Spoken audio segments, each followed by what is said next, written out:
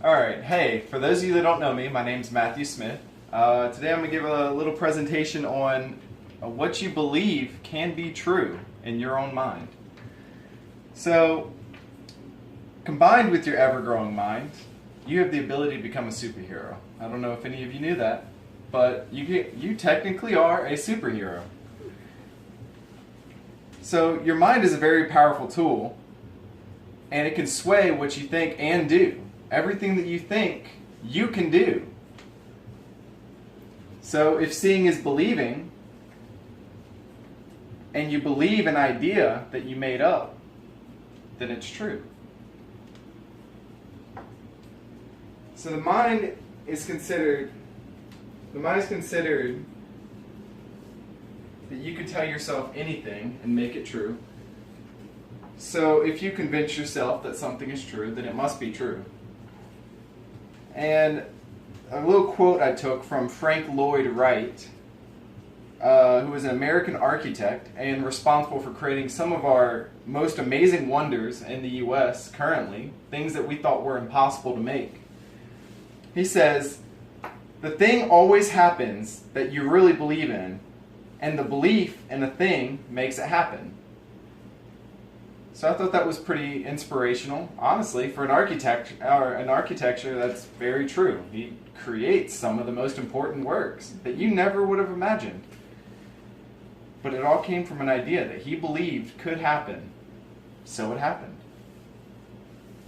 Another good example of this is a well-known book called Of Mice and Men. I'm sure all of you have read it. Where it portrays that your idea will be correct as long as you can get everybody else to believe it too, right? For those of you that haven't read it, the basic idea is a jury was undecided and forced to make a decision based on their ideas. This showed how much a group can sway your mind as well. But one person in that group didn't believe it, and that sole person was able to change the mind of everybody else just off his ideals. So you may be asking yourself, why is it important to believe in something if it could be wrong, though? Well, here's some of the benefits of believing. Self-motivation is the best motivation. That's a quote. I'm sure Erica has heard it, being the fitness coach here. And nothing gets done without you telling yourself that you want to do it. I mean, as a procrastinator, I can tell you for sure, I don't do it unless I tell myself I want to do it.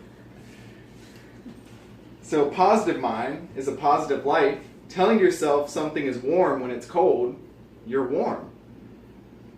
When something's fun while it's boring, well, it's fun because you put the idea in your mind which sways your body and how it thinks and acts. And it's true. Right now, if you imagine yourself as hot, you will probably break a sweat because it's hot. So, although having what is basically considered a superpower, to be able to change your mind and your body however you like, just off of what you think, there's a few drawbacks. So we all know that one person who thinks they're correct, even though it's been proven that they are not, through Google or however else. They always are hard-headed and believe truly that their ideal is the only ideal. That's true. And here's where the drawbacks come in. Because that can be considered as arrogant, for one, which never comes off great as most people. And it can have people, or it can give people less trust in you if you're wrong, obviously. They will never come to you because they won't believe you next time. So that arrogance can cost you friendships or, in your career. Or when something tragic happens and your mind tells you that you can't get through it or it's too much. Well, that's also another disadvantage because telling yourself that, your mind telling you that you can't. That right there is proof that whatever you believe is true. And that's where self-motivation comes in.